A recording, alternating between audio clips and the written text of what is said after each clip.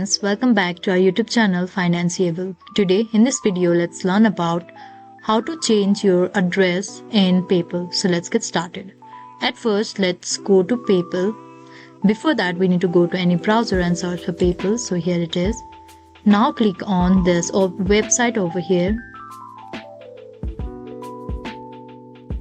Now we are in PayPal interface finally. Now we need to click on this setting icon over here. So let's tap on this. Now we are in account. Here we can see address written over here. We can simply add other address or edit the first one. Let's edit this and write our country name. And we can change the city and district. Now click on update. So we are done. So this is how we can change or add address in PayPal account. I hope you like the video. Please do like and subscribe.